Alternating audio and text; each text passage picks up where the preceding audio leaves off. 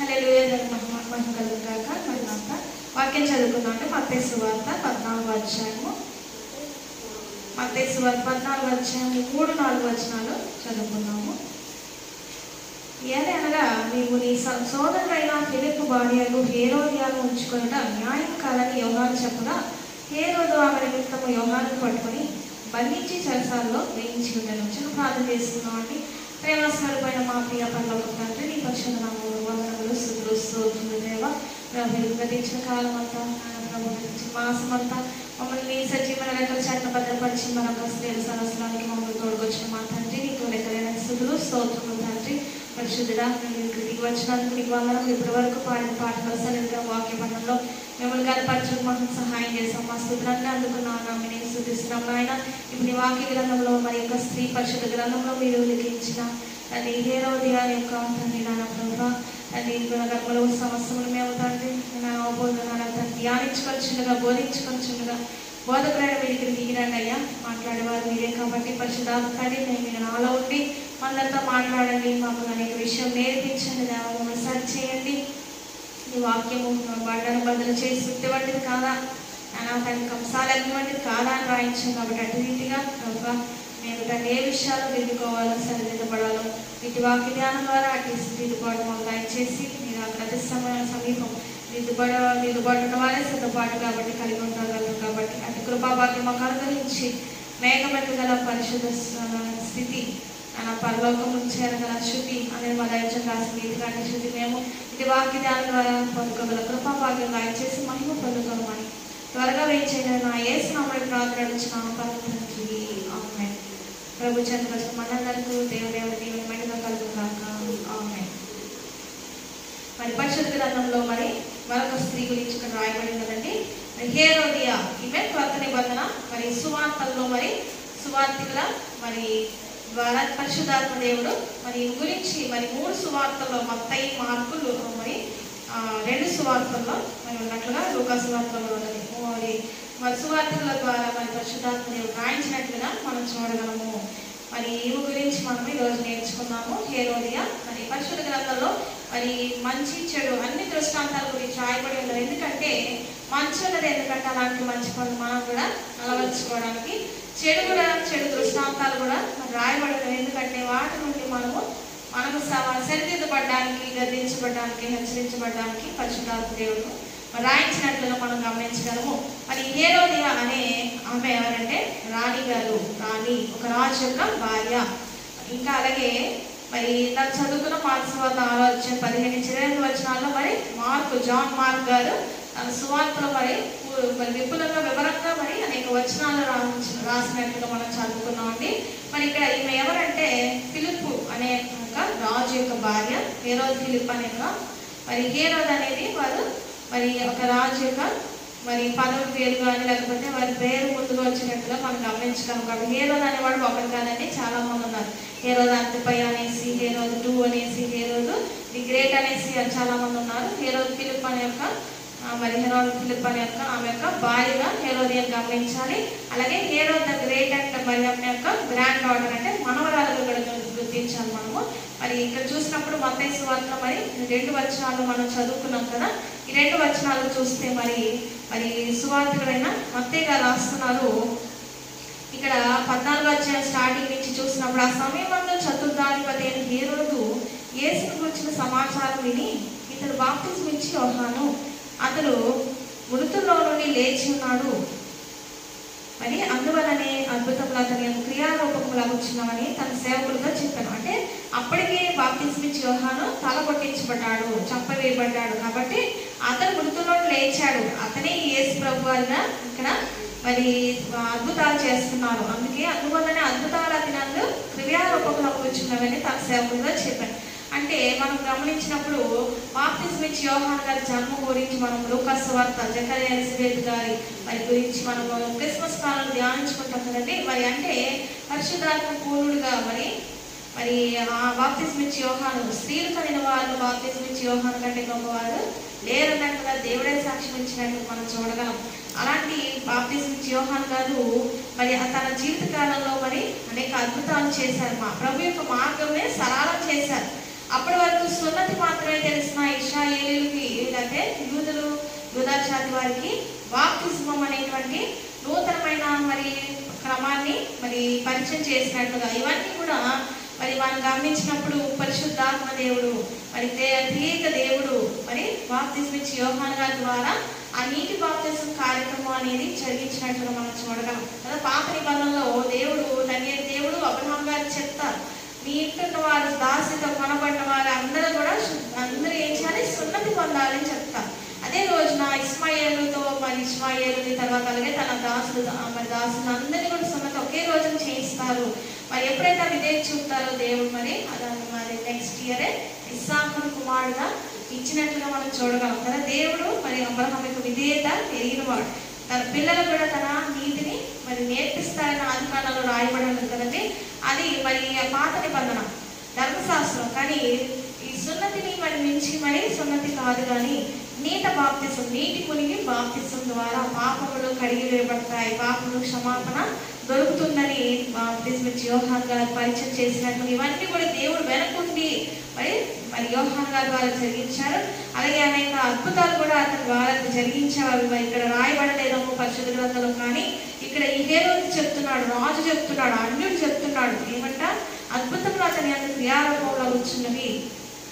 మరి ఇక్కడ అంటే యేసు ప్రభు వారు అద్భుతాలు ఎలా చేస్తున్నారు, యోహాను గారి చనిపోయి లేచాడు అంటే యోహాను గారు కూడా అద్భుతాలు చేసేవారనే కదా, అది చూశాడు కాబట్టి మరి అతను చేసినట్టు ఇతను కూడా చేస్తున్నారు అని అన్నట్లుగా చెప్తున్నట్లు సేవకులతో చెప్పినప్పుడు 3-4 వచనాలు ఏది అనగా, నీవు నీ సోదరుడైన ఫిలిప్పు భార్యను హేరోదయాన్ని ఉంచుకున్నట్టు న్యాయం కాదని యోహాను చెప్పగా, హేరోదు ఆమె నిమిత్తం యోహానును పట్టుకొని బంధించి చెరసాల్లో వేయించి ఉండాడు కదంటే. హేరోదు ఎవరైతే మరి తప్పు చేశారో హేరోదు మరి అంతిపయ్య అనేవాడు ఏం చేశాడంటే యోహాను గారిని చెరసాల్లో వేయించి ఉండాడు.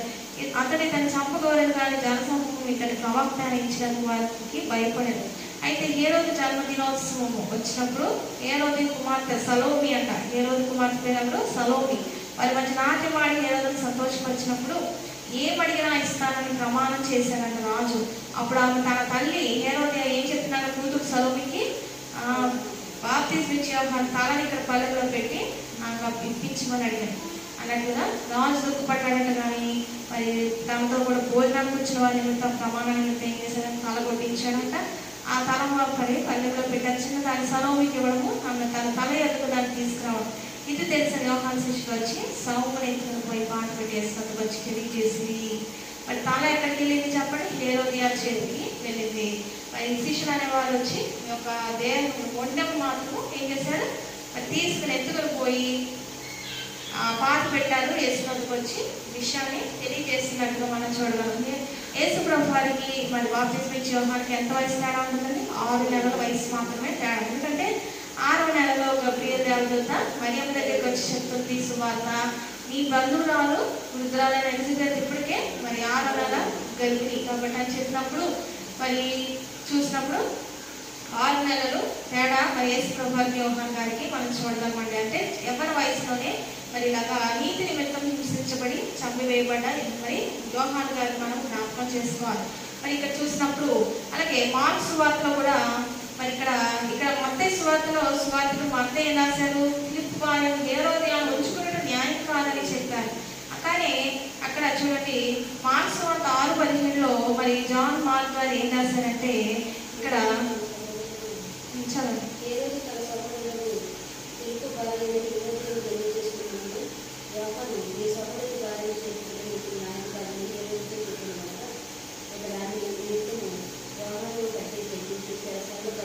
చాలండి. కాబట్టి ఇక్కడ హేరోదు ఇక్కడ ఏం చేసి ఇక్కడ పెళ్లి చేసుకున్నందున ఉంది, అక్కడ ఉంచుకున్నదా ఉన్నది, అక్కడ వ్యభిచార పాపం అన్నట్లుగా ఉంది. కానీ ఇక్కడ హేరోదియాను పెళ్లి చేసుకోవడము అలాగే నువ్వు చేర్చుకోవడము, నీ సహోదరు వారిని చేర్చుకోవడం నీకు న్యాయం కాదు అని చెప్పేసి అన్నట్టుగా మనం చూడగలము. మరి ఇక్కడ చూసినప్పుడు ఈ 2 వచనాలు మరి వేరేగా ఉన్నది, దీని గురించి మనం ధ్యానించుకున్నాము. అలాగే హేరోదియాస్ అంటే ఇంగ్లీష్లో హేరోదియాస్, తెలుగులో హేరోదియా.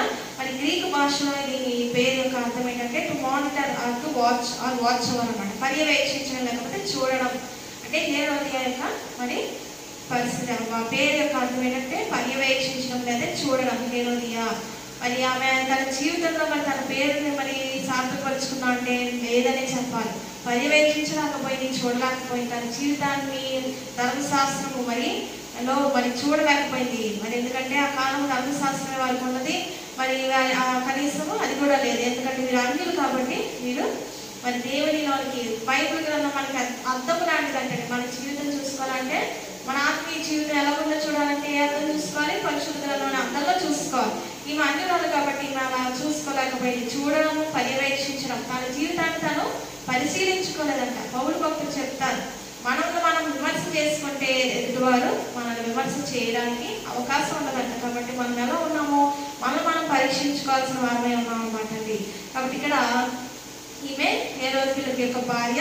మరి కానీ తర్వాత ఏం చేసిందట, అంతిపయ హేరోదు అంతిపయాన్ని వివాహం అన్నట్లుగా చూడగలము. మరి హేరోదు రాజు ఏమయ్యాడంటే రోమ్ నగర్ పర్యటనకు వచ్చాడంట. తన సోదరుడు హేరోదు దగ్గరికి మరి హేరోదుతో ఉంటూ తన తమ్ముడు భార్యతో మరి ఇలాగా ప్రేమలో పడడము, ఇలాగ మరి తన భార్యకు మరి హేరోదు అంతిపయ విడాకులు ఇచ్చేసి ఈ హేరోదియాను పెళ్లి చేసుకుంటాడట. చూడండి ఎంత విడ్డూరము. తన భార్యను విడుదల చేసి మరి విడిపించేసుకుని విడాకులు ఇచ్చేసంట తమ్ముడు భార్యను పెళ్లి చేసుకుంటాడంట. ఇద్దరు మరి తప్పు ఇందులో ఉన్నట్టుగా మనం చూడగలం. ఎందుకంటే హేరోదియా తప్పు లేకుండా రెండు చేతులు కలిసి కానీ చప్పటలు కొట్టలేం. అలాగే ఇక్కడ ఈమె మరి ఒప్పుకోకపోతే ఆనాడు యోసేపు పోతిఫర్ భార్య ఎంత శోధించిందో మరి మామూలుగా కాదు, ఏదో ఒకసారి కాదండి, ప్రతి రోజు కూడా మరి విపరీతంగా శోధించిన మరి తన వస్త్రములు లాగినా మరి దాన్ని ఎదిరించుకుని పారిపోయాడు అనమాట. కానీ ఇక్కడ ఈమె హేరోదియా అలాంటిది కాదు. ఈమె కూడా అలాంటి ఉద్దేశం కలగలిగిందే కాబట్టి మరి ఈమె కూడా హేరోదుతో మరి ఇలా కలవడము మరి ఇంటి రీతిగా మనం చూడగలుగుతున్నాం. అంటే ఈమెను మనం గమనించినప్పుడు మరి మొదటగా 4 విషయాలు మనం ధ్యానించుకున్నాము. మొదటగా ఈమె భర్త అయిన హేరోదు యొక్క భార్యగా ఉన్నది. మరి ఉన్నప్పుడు ఆ నమ్మకత్వాన్ని కోల్పోయింది. పౌలు గారు చెప్తున్నారు, కొరింథీ సంఘంలో జారత్వం అనే పాపం ఉంది. తన తండ్రి భార్యను కూడా కొడుకు ఉంచుకుంటుంటా. ఇంత పాపం అన్యుల్లో కూడా మనం చూడలేము. దీనికన్నా మరి మీరు ప్రతి ఒక్కరు కూడా పెళ్లి చేసుకోండి, వివాహం ఆడండి. ప్రతి స్త్రీకి ఒక పురుషుడు ఉండాలి, ప్రతి పురుషుడు ఒక భార్య, స్త్రీ అనేది ఉండాలి అనేది. అప్పుడు పాపం అనేది మరి చోటు ఉండదు అనేసి సాధారణ చోటు ఇవ్వడానికి కుదరదంటే పౌలు గారు దేవుడు రాయించారు కదా. కాబట్టి ఇక్కడ మరి వివాహం అయిన వారే వివాహం తర్వాత చేసే పాపం ఏంటంటే వ్యభిచార పాపమే. మరి ఒకవేళ తన భార్య భర్తలు వ్యభిచార పాపలు ఉన్నారని తెలిస్తే పరిచార భర్తలు ఇచ్చి విడిపించుకోవాలి, కానీ విడుదల కోరాలే కానీ విడాకులు తీసుకోవాలి, కానీ వేరే ఏ విషయంలో కూడా విడిపోకూడదు. కానీ ఇక్కడ మరి హేరోదు అంతిపయ అనేవాడు తన భార్యను విడిచిపెట్టి ఒక తప్పు చేశాడు. అలాగే తమ్ముడు భార్యను అన్యాయంగా మరి చేర్చుకొని పెళ్లి చేసుకున్నట్లుగా చూస్తున్నాం. కాబట్టి ఈమె తన భర్తకు విషయంలో నమ్మకత్వాన్ని కోల్పోయినట్లుగా మనం చూడగలము. అలాగే తన బావ అంటే అన్నయ్య మరి తన భర్తకు అన్నయ్య కదా, తన బావని హేరోదు అంతిపయ మరి తన ప్రేమను మరి ఆహ్వానించిందంట. ఇదెంత వింటో చూడండి. మరి అతను తప్పు చేసినప్పుడు ఈమె ఎదిరించి గర్దిస్తే మరి బాగుండేది, కానీ అలా కాదు. కానీ ఈమె కూడా మరి ఆ మార్గంలో మరి ఆనాడు చూడండి, మనకు రాజుల గ్రంథాలు చూస్తే దావీదు కాలంలో మరి బత్షెబా భర్త ఊరియా మరి యుద్ధంలో మరి అంతగా మరి అంత పోరాటంలో ఉన్నప్పుడు మరి భార్య అయిన బత్షెబా ఎంత మరి క్రమశిక్షణ కలిగి ఉండాలి, కానీ ఆమె మరి ఉండకూడని చోట ఉండరాని విధంగా ఉండరాని వారి కళ్ళలో పడి దావీదు కళ్ళలో పడటమే కాక మరి రాజైన దావీదు కాలంలో చాలా గొప్పవాడు. ఆ కాలంలో రాజులు మరి ఏది కోరితే అది కావాల్సిందే, అది ఏ వస్తువులైనా భక్తైనా. మరి ఆనాడు బత్షెబా విషయంలో మరి అలాగా తల మరి ఆ పాపంలో పడ్డానికి బత్షెబా కూడా మరి అవకాశం ఇచ్చింది. మనం సందేహకుండా ఎవరు కూడా మన జోలికి రాదు. ఆనాడు బత్షెబా అటు రీతిగా మరి అలాగా మరి దావీదు కళ్ళలో పడటం, తలంపు పాపం చూపు పాపంలో మరి దావీదు పాపలు పడడమే కాక భర్తను ఊరియాన్ని చంపించి వేయడము, యుద్ధంలో మరి ఈమెను పెళ్ళాడము ఎంతో భయంకరం. బత్షెబా కూడా అంగీకరించినట్లుగా చూడడం. అన్ని ఇద్దరు కలిసిన పాపానికే మరి వారి పుట్టిన కుమారుడు చనిపోతాడు. వారు ఎంత ప్రార్థన చేసినా కానీ మరి దేవుడు మళ్ళా వారి పాపాలను మరి వారి పశ్చాత్తాపడడం క్షమించి సొలొమోను నాని సొలొమోను వీరిద్దరు కడుపున దావీదు బత్షెబాకి ఇస్తారండి. కాబట్టి ఇక్కడ మరి ఈ హేరోదియా చేసింది ఏంటంటే భర్తను మోసం చేసింది, నమ్మకత్వాన్ని కోల్పోయింది. మనం అలాగే మన సృష్టికర్త అయిన దేవుని మరి బిడ్డలుగా భారీగా ఉంటున్న మనము మరి మనము దేవుడు మనల్ని ఎలా నమ్మారో మనము ఆ నమ్మకత్వాన్ని కోల్పోకుండా మనం చూసుకోవాల్సిన వారిని ఉన్నామండి. అలాగే రెండవది ఏంటంటే ఎప్పుడైతే మరి ఈ తలంపు ఆహ్వానించింది తలంపుని మరి భావని, అలాగే తనతో మరి తప్పుడు మార్గంలోని క్రియలో పాపం అంటే పెళ్లి చేసుకున్నాడు అనమాట. తలంపు పాపం లేనిదే మరి క్రియ పాపం రాదు కాబట్టి మరి క్రియలోనికి వెళ్ళిపోయినట్టుగా చూడగలము. అలాగే మూడవది ఏంటంటే మరి యోహాను బాప్తిస్మిచ్చే యోహాను గారు గద్దించినప్పుడు ఏం చేస్తున్నాడంటే దిద్దుకోలేదు, సరిదిద్దుకోలేదంట. గద్దింపును అసహించుకోవడం వాడు పశుప్రాయుడని దేవుడు వాక్యం సెలవిస్తుందంటండి. మరి దేవుడి వాక్యం ప్రకారం ఎవరు గద్దించినా ఖండించినా మనం సరి చేయడానికి సరి చేసుకోవడానికి సిద్ధంగా ఉండాలి. దేవుడు ఎవరి ద్వారా మాట్లాడతాడో తెలియదు కదా. మన పిల్లల ద్వారా మాట్లాడచ్చు, చిన్నవారి ద్వారా పెద్దవారి ద్వారా మాట్లాడచ్చు. కాబట్టి మరి ఈ గద్దింపుని మనము ఆహ్వానించాలి. ఈ గద్దింపును దేవుడి వాక్య ప్రకారం గద్దించినప్పుడు మనం సరి చేసుకోవాల్సిన వారమై ఉన్నాము. మరి ఇక్కడ మార్క్స్ వార్త 6:19 చూస్తే చూడండి.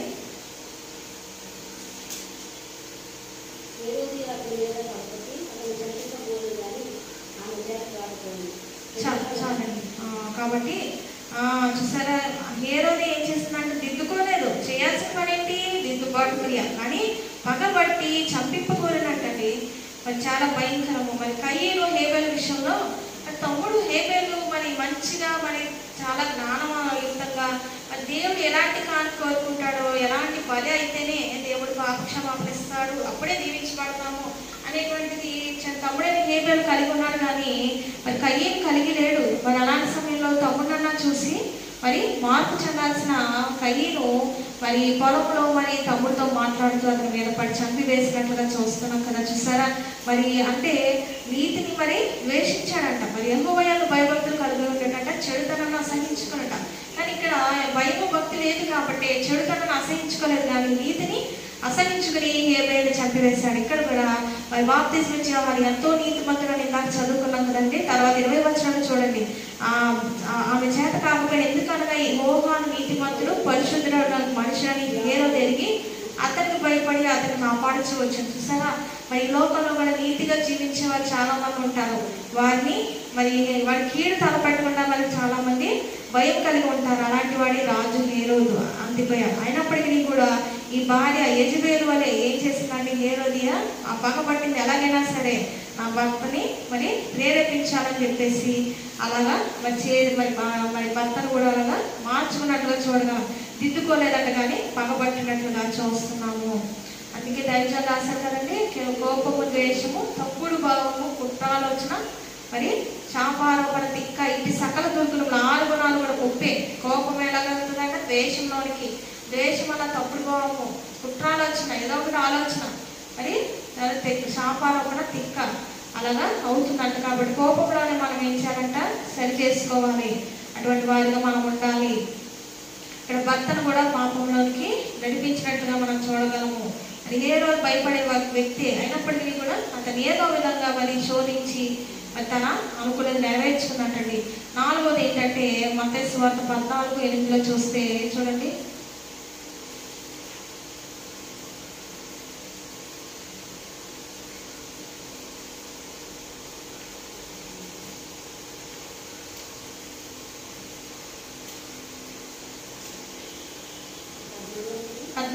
వచ్చి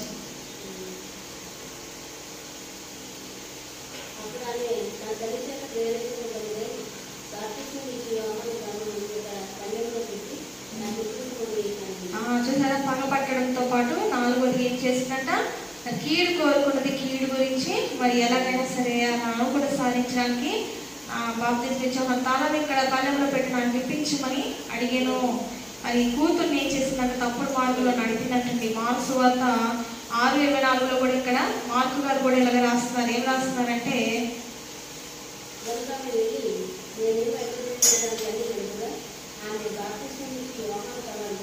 చూడండి, చూసారా,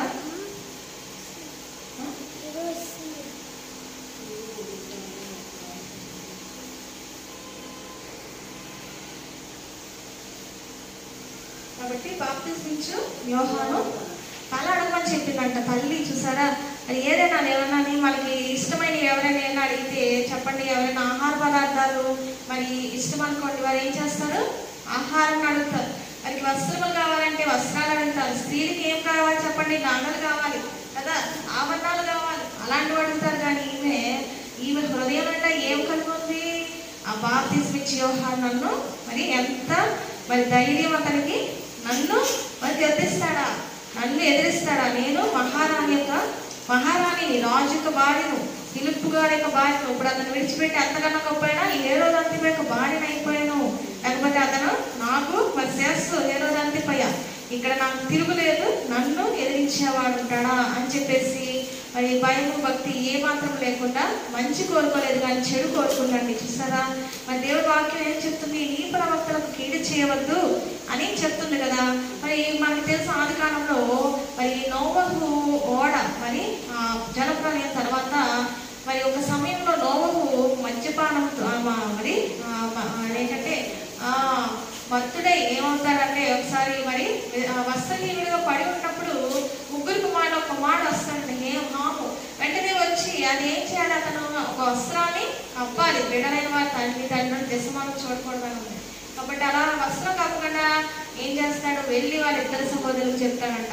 దాని అర్థం ఏంటంటే మరి దేవుడి సేవకులైన వారు ఎవరైనా ఒకవేళ తప్పులు ఉంటే వారిని కప్పేవారిగా, వారి తప్పుని దాచిపెట్టేవారిగా ఉండాలంట. కానీ వారి యొక్క తప్పులు బయటపడకూడదంటండి. అది అనేకులకు మరి ఇక్కడ సోదరుని ప్రచురించాడు కాబట్టి నోవహు వెంటనే శాపం పెడతాడు, ఆమెను శపిస్తాడు. కానీ వేరే ఇద్దరు ఉన్నారు, వస్త్రాలు కప్పుతారు, వారిని మాత్రం దీవిస్తారు. చూసారా, వెంటనే అలాగొచ్చిందో శాపము. అలాగా మరి మనము ఉండవలసిన వారమైన ఇక్కడ బాప్తిస్మం ఇచ్చే యోహాను ప్రభు మార్గాలు సరళం చేసే ఒక సేవకుడు. అతను తప్పు చేసిన వాడు కూడా కాదండి, నీతిమంతుడు అయినప్పటికీ కూడా మరి ఇక్కడ మరి ఆమె పక్కబట్టి కీడు మరి తలంచి మరి చేసినట్టుగా చూడగలం. మరి ఇంత ప్రశ్నలు అవ్వడానికి కారణాలు ఏంటంటే మొదటిగా మనం ఆమె హృదయము సరిగా లేదు దేవుని యందు, ఆమె వాక్యము ఎరుగనిది, అన్యురాలు. ఆమె అన్ని రాజు యొక్క భార్య అన్యురాలు. మరి అన్నిలో కూడా దేవుని యందు భయము భక్తుల వారు ఉన్నారు. పిలాతు భార్య ఉంటుంది, యేసు ప్రభువుని చూచి ఆ నీతిమంతుడు జోలికి వెళ్ళొద్దని చెప్తుంది. కానీ మీకు ఆ ఇంటి జ్ఞానం కూడా లేదండి, ఏ రోజు భార్యది. మరి ఇక్కడ చూసినప్పుడు ఈమె నిర్గమకాండలో చూస్తే 10 ఆజ్ఞల గురించి దేవుడు మోషే ప్రవక్త గారికి ఇస్తారు కదా. అప్పుడు నిర్గమ 20:17 మరి ఏముంటుందంటే మరి ఈ పొరుగు వాని ఇల్లు ఆశ్రమకూడదు, ఈ పొరుగు వాని భార్యనైనను, అతని దాసునైనను, అతని ఎద్దునైనను, అతని గాడిదైనను, ఈ పొరుగు వాడి దగ్గర దేన్నైనా ఆశ్రమకూడదని చెప్పాను అన్నట్లుగా మనం చూడగలం. మరి ఈమె హేరోదియా మరి ఆలోచించాలి కదా, హేరోదు అంతిప యొక్క భార్య ఉంది, కుటుంబం ఉంది, బిడ్డలు ఉన్నారు అనేది ఆలోచించాలి. ఈమె ఆలోచించలేదు. ఆలోచించకుండా మరి ఈమె కూడా మరి భర్త ఉన్నాడు ఫిలిప్పు, మరి ఈమెకు భర్త బిడ్డలు ఉండుంటారు కాబట్టి మరి నా భర్త బిడ్డలు నేను అన్యాయం చేయకూడదు, అలాగే పరాయి స్త్రీ యొక్క కుటుంబాన్ని నేను పాడు చేయకూడదు. మరి ఒకవేళ అంతిపయ మరి ఎటువంటి మోహించినప్పటికీ కూడా ఎటువంటి మరి ఈమె అతను బుద్ధి చెప్పేదిగా ఉండాలి. కానీ ఈమె కూడా మరి అలాంటి దారిలో వెళ్ళిపోయినట్టు ఈమె కూడా అలాంటిదే కాబట్టి మరి వెళ్ళిపోయినంత ప్రశ్నలు అవడానికి కారణము ఈమె దేవుని వాక్యం లేదు, లేకపోతే దేవుని భయము భక్తులు కూడా ఏమి కూడా లేనట్టుగా మనం చూడగలన్నట్టుగా మనం గమనించాలి. కాబట్టి ఇది దేవుని చిత్తం కాదు, ఇది సమాజం కూడా అంగీకరించదు అనేసి ఆమె గుర్తించి ఎదిరిస్తే ఒకవేళ మరి శోధనకు లొంగిపోయేది కాదండి. యోసేపు చెప్తాడు, నేను పరలోక దేవునికి విరుద్ధంగా నేను ఏమి చేయను. పొతిఫర్ భార్య అంటుందంట, ఇక్కడ ఎవరు లేరు, మనమే ఉన్నాము, ఎంత కూడా పెత్తనమంతా నా భర్త నీకు ఇచ్చాడు కాబట్టి అని చెప్పి శోధిస్తుంది. అయినప్పటికీ నేను పరలోక దేవుడు అని చూస్తున్నాడు కాబట్టి అతని విరోధంగా నేను పాపం చేయడానికి పారిపోతానంటండి. శోధనకి లొంగలేదు. ఆయన ఎవరంటే యోసేపు గారు యేసు ప్రభువుకి ముంగుర్తు కాబట్టి అతను కూడా సమస్యను జయించడానికి ఐగుప్తు మీద ప్రధానమంత్రిగా మరి చెరసాలు వేయించబడ్డాడు కానీ దేవుడు అతన్ని హెచ్చించినట్లు చూడగలము. కాబట్టి అందుకే మత్తయి సువార్త 5:30 అది ఏంటంటే కొండ మీద ప్రస్తుతం యేసు ప్రభువు చెప్తారు, నిన్ను ఎవరైనా అభ్యంతరపరిచినప్పుడు అది ఏం చేయాలంటే ఒక పరిష్కారం చెప్పారు. కాబట్టి దాన్ని నరికి అట్లా నీ చేయి అభ్యంతరపరిస్తే చేయి నరికివేయి. అలాగే నీ తలంపున్నాయా మరి ఒకవేళ నేను అభ్యంతరపరిస్తే తలంపులు ఇచ్చాలి నరికివేయాలన్నమాట, అంటే అవి లేకుండా చేయాలి అని అర్థం అనమాట ఇది. కాబట్టి ఇక్కడ మొదటిది ఏంటంటే ఆమె మరి దేవుని వాక్యం కానీ లేకపోతే సమాజము మరి ఎటువంటి అంగీకరించినటువంటి స్థితిని మరి నేను కూడా లొంగనటువంటి స్థితి కలిగి లేదు కాబట్టి ఒక ప్రశ్నలోకి వెళ్ళిపోయింది. ఆ రెండోది సొల్యూషన్ ఏంటంటే అభ్యంతరపరిచినప్పుడు ఆమె మరి ముందుకు వెళ్లకుండా మరి ఆమె యొక్క చెడు ప్రవర్తన నరికి వేసుకోవాల్సి వచ్చింది. కానీ అది చేయకుండా ఆమె ముందుకు వెళ్ళింది కాబట్టి అలాగా భ్రష్టత్వంలోకి వెళ్ళిపోయినట్టు చూడగలము. కానీ మూడవది ఏంటంటే కనీసము వారిద్దరి మధ్య ప్రేమ ఫలించింది. వాళ్ళ బావకి వాళ్ళకు అటు రీతిగా ఫలించింది. కానీ మరి మధ్యలో మరి సమాజం చూస్తుంది కదా, మరి దేవుడు చూస్తారు, పరిశుద్ధ దేవతలు చూస్తారంటే ఒక పుస్తకంలో రాశారు దైవజనులు. ఎవరు ఎట్టి రీతిగా మరి దేవుని విరుద్ధంగా జీవించినా మరి దూషించినా ద్వేషించినట్టండి దేవదూతలు ఎదుట పరిశుద్ధులు ఎదుట దేవుడికి అవమానం అంట. దేవదూతలు పరిశుద్ధులు అందరు చూస్తారంట. కాబట్టి మనము దేవుడికి అవమానం తెచ్చేవారు మాట్లాడడానికి అనంతరంగా చేయకూడదంటండి. మరి ఇక్కడ సమాజం చూస్తుందంటే సమాజంలోని నీతిమంతుని ప్రవక్త యోహాను గారు చూస్తున్నారు కదా, చూసి గద్దించినప్పుడైనా సరే ఒకవేళ నా బావ ఇటు రీతిగా నన్ను మరి అనుకుంటున్నాడు, నేను ఇటు రీతిగా మేమిద్దరం కూడా తప్పుడు ఆలోచనతో ఉన్నాం కాబట్టి ఇతను వచ్చి గద్దించారు కదా అమ్మో అనేసి భయపడే అప్పుడైనా గద్దింపుని బట్టేనా మరి అప్పుడు మరి ఏం చేయాలి? పశ్చాత్తాపడాలి. లేదు, ఆ పశ్చాత్తాపం కూడా లేదు. మరి దావీదు గారు నాతాను ప్రవక్తను పంపినప్పుడు మరి ఏం చేయాలన్నప్పుడు గొర్రెకి గొర్రె అన్నట్లుగా మరి సమాధానం చెప్తారు దావీదు గారు. అది నీ గురించే నాతాను ప్రవక్త మొహమ్మద చెప్పినప్పుడు వెంటనే పశ్చాత్తాపం పొంది మరి దేవుడి పాదాల దగ్గర మరి ఎంతో కన్నీరు కార్చి చేసిన వ్యభిచార పాపము లేకపోతే నరహత్య పాపము బట్టి ఎంతో రోధించి మరి నా కన్నీరుతో నా పరుపు కొట్టుకు వెళ్ళిపోతున్నట్లుగా మరి దావీదు చెప్తారు కదండి. అంత పశ్చాత్తాపం బట్టి అంత విస్తారంగా నీ ప్రేమను బట్టి నీ పాపం క్షమించబడ్డాయని యేసుప్రభువు వారు పాపాత్మురాలైన స్త్రీలో చెప్పారు. కాబట్టి ఎంత మరి పశ్చాత్తాపం పొందితే, ఎంత కన్నీరు కార్చితే, ఎంత విరిగి నలి మనసు కలిగి ఆ పాపమును అసహించుకున్న పాపం జోలికి వెళ్ళడానికి భయం కలిగి దేవుడి యొక్క భయం పాపమును విడిచిపెట్టే స్థితి లేదు. ఈ హేరోదిలో అట్టి స్థితి లేదండి. చాలా మంది బైబిల్ గ్రంథాలు అలాంటి వారు ఉన్నారు. యెజబెలు మార్పు చెందలేదు, ఇస్కరియోతు యూదా మార్పు చెందలేదు, పశ్చాత్తాపడలేదండి.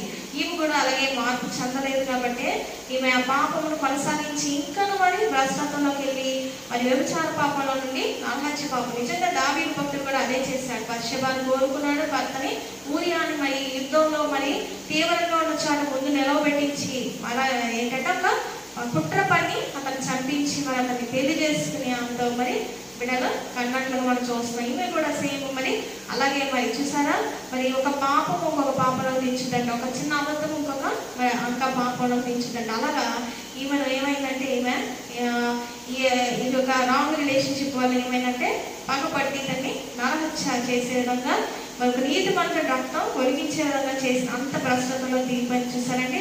ఈమె మరి పశ్చాత్తాపడలేదండి, బెటర్గా మారలేదండి, బెటర్గా చేదుగా మారిపోయిందండి. గతించిన వాళ్ళు లేకుండా చేద్దాం, అప్పుడు నన్ను ఎవరు అంటారో చూద్దాం అనుకుంటాను. కానీ దేవుడు మరి చూస్తూ ఉంటారు కదా. మనుషులైతే మనుషులు నోరు ముంచొచ్చు, కానీ మరి ప్రవక్తల నోరు ముంచొచ్చు, కానీ దేవుని దాటుకుని మనము దేవుడు మరి ఏం చెప్తారు, అగాధ జలములు కూడా తేటగా అన్ని కూడా అగాధం కూడా దేవుడి తేటగా కనబడుతుంది. కాబట్టి మరి ఇలాగ చూడగా మూడోది ఏంటంటే ఈమె మరి ఏం చేసిందంటే ఆఖరికి గద్దించినా సరి చేసుకోలేదంట.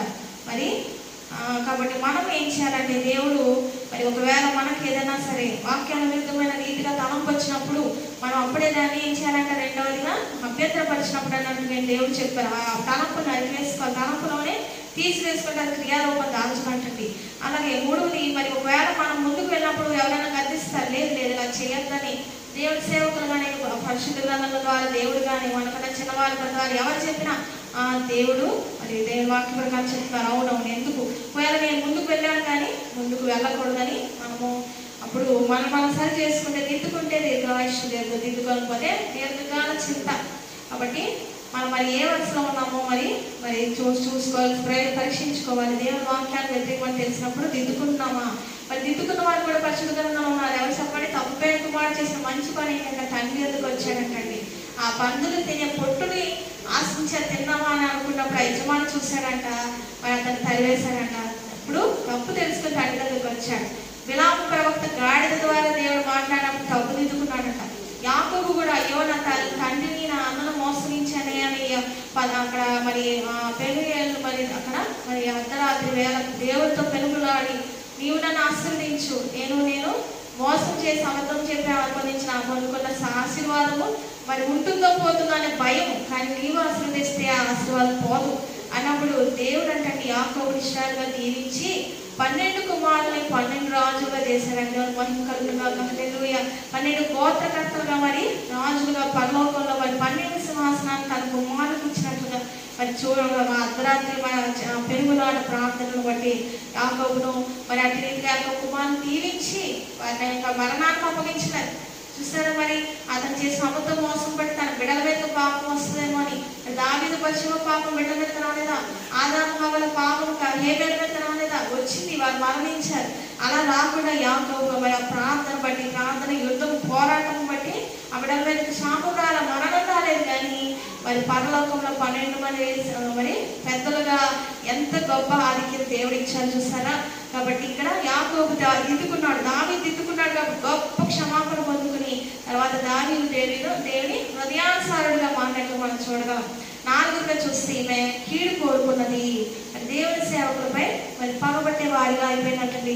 చూసారు ఈ రోజుల్లో చాలా చోట్ల చూస్తుంటే దేవుని సేవకులు ఏదైనా తప్పని భావించినప్పుడు వారి మీద పగబట్టి చర్చి మాని వేయడం, లేకపోతే ఎక్కడికి వెళ్ళిపోవడం, ఎక్కడికి వెళ్ళినా అదే వాక్యం చెప్తారు, ఎవరైనా అదే చెప్తారు కదండి. కాబట్టి మనం చర్చి మార్చుకోకూడదంట, బతుకులు మార్చుకోవాలి. కాబట్టి మరి ఏం చేయాలంట, యోహాను గారు మరి పరిశుద్ధాత్మ పూర్ణుడు, ఏలి యొక్క ఆత్మతో శక్తితో పుట్టినవాడట.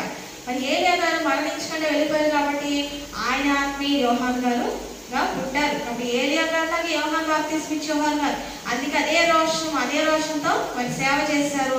ఆఖరికి ఆనాడు ఏలియా గారు చెప్తారు, నన్ను చాలు, ఇంతకు చాలు, నన్ను తీసుకెళ్ళిపో, ఎందుకంటే మరి యెజెబెలు హవ్వ నన్ను చంపివేస్తారు, యెజెబెలు సవాల్ చేసింది, నన్ను మరి వంచనాన్ని చంపివేస్తానంటే లేదు నువ్వు చంపివేయబడ్డావు కానీ ఆ గిన్నె రథాల మీద వచ్చి దేవుడు తీసుకెళ్ళాడు అనమాట. అలాగే ఇక్కడ యోహాను గారు మరి నీతిగా రోషంగా పనిచేశారు కాబట్టి ఏమైంది చెప్పండి, మరి తల కొట్టించబడిందంట. నిజమే, నీతి నిమిత్తం హింసించబడేవారు దాన్ని పరలోక రాజ్యం వారిది. సరే, తలనైతే కొట్టించింది, ఏమైనా చేయగలిగిందా చెప్పండి? ఆ తల మొండం వేరైనప్పటికీ దేవుడు వల్ల ఒక ఏకం చేయలేడా? మరి గ్లోరిఫైడ్ బాడీ, మహిమ శరీరం ఇవ్వలేడా? మరలా ఈ యొక్క బాప్తిజం ఇచ్చే యోహాను ఎవరంటే ఏలియాయే. మరలా మరి ఏంటంటే ఒలివ వృక్షాల వలె మరి దేవుని సన్నిధిలో పరలోకంలో ఉన్న 2 ఒలివ చెట్ల వలె మరలా 7 సంవత్సరాల శ్రమంలో మరలా 1260 దినాలు మీరు ప్రవచించుట అగత్యం అని ప్రకటన గ్రంథంలో ఉంటాడు. మరలా మోషే ఏలియా గారు ఇద్దరు మరలా వచ్చి మరి ప్రచారం చేస్తారు, సువార్త చెప్తారనమాట. చూసారా, దేవుడికి ఏదైనా సాధ్యమే. చూడండి, అందుకే చెప్తారు, ఈ రాళ్ళు మరి రొట్టెలగినట్టు చేయమని చెప్పాడు సాతాను. కానీ దేవుడు చెప్తాడు, మీరు స్థుతించకపోతే ఈ రాళ్ళ ద్వారా అబ్రహాం నేను పిల్లలు పుట్టిస్తానని చెప్పాడు. దేవునికి అసాధ్యం ఏదీ లేదండి. కాబట్టి ఇక్కడ నీతి మంత్రి హేబెలు చనిపోయాడు, మరి కయ్యను మరి శాపగ్రస్తుడు అయ్యాడు, దేశదేమని శాపం పొందుకున్నాడు. చూసారా, ఇప్పుడు దేవుడి సేవకులు అన్నాడు. మోషే ప్రవక్త కూడా మరి అలా ఎప్పుడైతే మిరియాము అహరోను మరి మిరియామైనా సరిగిందంట, కుష్టి వ్యాధులు సంపాదించుకున్నాడు. చూసారా, మరి అలాగా ఎప్పుడు వీలే చెయ్యాలా అనేది వద్దు, ఎందుకంటే దేవుని ఏర్పాటు ఏదో మనకు తెలియదు కాబట్టి. అలాగే మరి దేవుని ఆత్మ కలిగిన వారు కూడా కీడు తడపట్టకూడదు, కీడు చేయకూడదు. మరి ఎంత శాపకరమైన స్థితి. మరి కూతురికి తప్పుడు ఆలోచన చెప్పినట్టుగా మరి తను చెప్పినట్లుగా కూతురు కూడా చెడగొట్టినారు. కూతురు కూడా మరి ఆ తల్లి ఏం చెప్తారు కన్నా చూసారా, ఎంత బాగా మరి నిజం. ఈ రోజుల్లో కూడా అలాంటి వారి భక్తిహీనులైనా మరి తల్లి ఉంటే భక్తిహీనైనా కూతురు కూడా తయారవుతున్నారు. అది ఈ రోజుల్లో సేవకులకు చాలా రకాలైన శోధనలు అండి. సేవకులు నీతి మంతులుగా ఉన్నప్పటికీ తప్పుడుగా నిందలు వేసే రోజుల్లో ఈ రోజులు. అలాగే సేవకులు తప్పుడు విధంగా ఉన్నప్పుడు అలాంటి వారు కూడా ఉంటున్నారు ఈ రోజులు. ఈ మధ్యకాలంలో ఒకటి చూశాను, ఒక విశ్వాసం అన్నమాట అండి.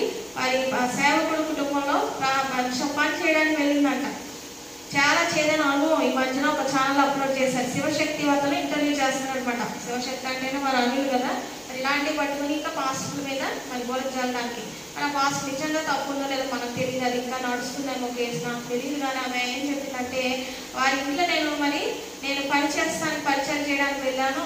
మరి ఆ పాస్టర్ గారు కనీసం మంచం మీద నుంచి లేట్గా లెగ్స్ కాఫీ అందిస్తాను, అప్పుడు కూడా మంటపడ్డది ఆవిడ. అన్ని పొద్దు నుంచి అర్ధరాత్రి వరకు చేసి రాత్రి వచ్చాక కాళ్ళు నొక్కి పెట్టి అన్నీ చేస్తాము. పాస్టర్ గారు కూడా అంతే, కాళ్ళు నొక్కించుకుంటారు ఎవరి బిడ్డలతో పురుషులతో.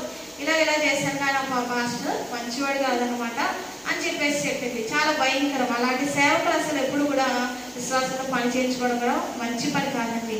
ఎందుకంటే పరిచయం చేయడానికి వచ్చిన పరిచారకులు అంట చూడండి అన్నిల్లో ఉంటారు స్వామి కదా, మరి ఏం చేయించుకుంటారు, మరి అన్ని చేయించుకుంటారు పరిచయం, కానీ మన యేసుప్రభు అలాంటి పరిచయాలు కాదండి. ఆయన కాళ్ళు కూడా పాదాలు కూడా కడిగిన పరిచయాలు అనమాట. నేను పరిచయం చేయించుకుంటూ రాలేదు, పరిచయం చేయడానికే వచ్చాను. కాబట్టి పరిచయం చేయించుకుని ఎవరు కూడా నిజమైన వారు కాదేమో అన్నట్లుగా ఉంటుంది, కానీ అందరూ అలాంటి వారు కాదు. కానీ అలా పరిచయం చేయించుకోవడం కూడా తప్పే. విశ్వాసంతో అస్సలు చేయించుకోకూడదు. పరివారంగా పెట్టుకోవాలి కానీ విశ్వాసంతో చేయించుకోకూడదు, అది మంచి పద్ధతి కాదు. వారికి అది ఆఖరికి ఆమె ఏం చెప్తుందంటే, నేను ఇంకొక పాస్టర్ గారి ఇంటికి వెళ్ళాను, అక్కడ కూడా వారు మోసం చేశాను నన్ను, వారు కూడా వారి వల్ల నేను మోసపోయాను, నేను ఇంక ఈ మతాన్ని వదిలేస్తాను, నేను ఏ మతంలో పుట్టానో ఆ మతంలో చచ్చిపోతానని ఆమె చెప్తున్నా. అంటే ఈ పాస్టర్ల కుటుంబాలను వీళ్ళు పరిచయం చెప్పి వీళ్ళు ఎట్టి రీతిలో వాడుకోవడం ద్వారా ఆమె దేవుని క్రైస్తవ మతాన్ని విడిచిపెట్టిందని ఎంత ఘోరం చెప్పండి. మతోన్మాదుల ముందు దేవుని పరువు పోయింది, పాస్టర్ల పరువు పోయింది అనమాట. కాబట్టి ఎప్పుడు కూడా ఇక్కడ చూసినప్పుడు పరిచర్య చేయడానికి వచ్చి మనము పరిచర్య చేయించుకోకూడదు. మరి విశ్వాసనే అయినప్పటికీ కూడా ఇంటిలో పనులు మాత్రం పనివారు పెట్టుకుని చేయించుకోవడం మంచిది, కానీ ఎప్పుడు కూడా విశ్వాసంగా చేయించుకోకూడదు. ఇలాంటివి జరిగినప్పుడైనా సరే అతను పాస్టర్ మంచివాడై ఉండొచ్చు, ఈమె చెడ్డదై ఉండొచ్చు, లేదా అతను మంచివాడు కాకపోవచ్చు, ఈమె మంచివాడు. కాబట్టి దేవుడికి అవమానం వచ్చింది, సేవకుడికి అవమానం వచ్చింది కదండి. ఆమె మా మతం మాత్రం వెళ్ళిపోయింది, వెనక్కి వెళ్ళిపోయి తన పుట్టిన మతంలో వెళ్ళిపోయింది. అది ఎంత భయంకరం చూడండి. కాబట్టి ఇక్కడ మరి ఇంకా కూతుర్ని మరి రీతిగా చెడగొట్టినట్టు మనం చూడగలము. మరి అలాగే వాక్యమైన మనలో కూడా ఎటువంటి దుస్థితులు ఉన్నా కూడా మనం దిద్దుకోవాల్సిన వారిగా ఉన్నాము. మన ఆత్మీయ జీవితంలో మరి సరి చేసుకోలే కానీ తప్పుదారిలో వెళ్ళిపోకూడదు, భ్రష్టత్వంలో వెళ్ళిపోకూడదు. రోమీయులకు రాసిన పత్రికలో దేవుడు చెప్తారు, అంచె దినాల్లో ఉండే మరి విశ్వాసులు ఎలాంటి వారో మరి నిర్దయులుగా ఉంటారంట, ప్రేమ లేని వారుగా, అనురాగరహితులుగా, ఇంకా అనేక రీతులుగా ఉన్నప్పుడు నేను వారిని భ్రష్టత్వానికి అప్పగించానని చెప్పేసి. కాబట్టి అటు రీతిలో మనం ఉండకూడదు అనమాట. కాబట్టి దారిజన్ దేవదాసి గారు ఒక పాటలో రాస్తారు, ఏకాంత స్థలం కోరమనే పాటలో తప్పు వివరం చెప్పకుండా తప్పు మన్నించమని అన్న, తప్పుగానే ఉండు, మరి తప్పుదారి వృద్ధి పొందు. కాబట్టి తప్పు వివరంగా ఒప్పుకున్నప్పుడు అప్పుడు మళ్ళా నేను పాపదేవా, నేను వేయించిన భ్రష్టు ఎలా కాదు, కానీ దేవా పలానా విషయంలో నేను ఇటు రీతిగా ఉన్నాను అని చెప్పేసి ఎప్పుడైతే వివరంగా ఒప్పుకుంటామో, వివరంగా స్థుతించాలి. పలానా కార్యం చేస్తాను దేవా స్తోత్రం ఎలా చెప్తామో, పలానా తప్పు చేస్తాను, దాన్ని చేశాను తండ్రి మన్నించి అని చెప్పేసి అన్నప్పుడంట అప్పుడు మన తప్పుదారి వృద్ధి పొందడు. కానీ మరి ఒకవేళ వివరంగా మరి తప్పు ఒప్పుకోకపోతే తప్పుదారి వృద్ధి పొంది ఆఖరికి ఏమవుతుందంట, అది భ్రష్టత్వంలో నడిపిస్తున్న స్థితి మనకు రాకుండా హేరోదే యొక్క మరి ద్వారా మనకు చాలా గుణపాఠాలు మరి నేర్చుకోవాల్సిన వారమైనాము. మరి దేవుడు మరి ఈ వాక్యమును మన జీవితాల్లో మరి మన జీవితాలు మనం సరి చేసుకోవడానికి ఉపయోగపడి మరి పనులకు మాత్రమే సిద్ధపడగలిగే దేవుడు మనందరూ దాయించిన ఆమె చిన్న ప్రార్థన చేసుకున్నాను. ప్రేమస్వరూపమైన మా ప్రియ పరలోక తండ్రి పరిశుద్ధ నామాన్ని వందనములు స్తోత్రములు దేవా. హేరోదు యా తండ్రి ఒక రాణి వరుసలో ఉన్నప్పటికీ, ఒక రాజు ఫిలిప్పు గారి భార్య అయినప్పటికీ కూడా తండ్రి ఆయన ఒక తప్పు చేయడం ద్వారా, తప్పును ఆహ్వానించడం ద్వారా, ఆ క్రియాపాపంలో పడుడు ద్వారా ఆమె సరిదిద్దుకోక నడిపించిన సేవకుని తన భక్తి నుంచి వ్యవహారంలో పరిశుద్ధాత్మ పూర్ణుని జ్ఞాన ప్రభుత్వం దాన్ని పగబట్టి హత్య చేయించింది. చూసారా దేవా, చిన్న పాపం ఎంత పాపంలోనికి నాన్న ప్రభు తన చిన్న తలంపు పాపమా మరి దేవ సంధిస్తేనే మరి సాతాను దూరగాడు. కాబట్టి నాన్న మేము సంధి వారిగా మరి దేవ మా జీవిత కాలంలో మరి దేవ నీవు ఎందుకు రాయించావు ఈ స్త్రీ గురించి, స్త్రీలైన మేము కూడా ఆయన ప్రభు కానీ మా జీవితంలో మీ జీవితంలోకి చిన్న చిల్లైన పాత్రలు మాత్రం చివరకు లేకుండా చేయి. కాబట్టి వీటిని లేకుండా చేసిన అట్టి రీతిగా మరి చిన్న సందు దొరికినప్పటికీ ఆయన ప్రభు హృదయంలోకి సాధారణ దూరాలని ఎవరిని మిరుగుదుమా అని దాన్ని చూస్తున్నాడు తండ్రి. కాబట్టి నాయన వాడిని దేవ ఆయన ప్రభు మీరే ఆయన తోకను కట్ చేయండి, తలని చిత్త కొట్టారు. కాబట్టి నడువుని విరగొట్టండి ప్రభు, వాడి తలపులను కాల్చివేయండి తండ్రి. నీకు వందనాలు స్తోత్రం, మా చుట్టూ రక్త కంచి వేయండి దేవాని వాక్య ప్రకారం జీవించే కృపగా ఇచ్చండి. ఆనాడు ఆదమవలసిన నాయన అభివృద్ధి తలపు పుట్టించినాడు, తలపు పట్టేనాయన వారి జీవితాన్ని నాశనమైంది నాయన. ఆమె తిన్నది కొన్ని పండ్లు తన భర్తకి ఇచ్చినాడు తండ్రి. ఎంత గౌరవం నా తండ్రి, అది దేవత వాళ్ళ దేవ జీవక్షణాలు పొందుకోలేదు నాయన. మరి నాయన నీవు ప్రదానం చేసుకుని వెళ్దాం, మరి మరలా వివాహం చేసుకోవాలంటే మేము నాయన అవిధేయులుగా ఉంటే మమ్మల్ని దేవ ఎలా తీసుకెళ్తాం తండ్రి. కాబట్టి నాయన నీ వాక్యము విశ్వసించిన మేము విధేయత కలిగి ఉన్నాము. విన్నపము ఇవన్నీ పెళ్ళికి మాత్రం సుఖాన్ని మన రైతులు చెప్పారు నాయన. విశ్వాస విధేయత విజ్ఞాపన విన్నపం 4 కలిగి ఉండేది ఆయన ప్రభు.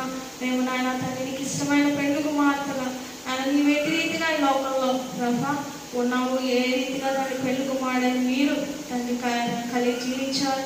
మేమాట రీతిగా జీవించి మేమాట రీతిగా జయం పొందగల కృపాభాగ్యము మరి ఇది వాకి ధ్యానం వారు దిద్దుకుంటే దీర్ఘాయుష కాబట్టి నాన్న దిద్దుకున్న వారి గురించి ధ్యానించుకున్నాం, దిద్దుకోలేని వారి గురించి కూడా ధ్యానించుకున్నాం. కాబట్టి దిద్దుకునే వారిగా మమ్మల్ని తీర్చిదిద్దండి అయ్యా.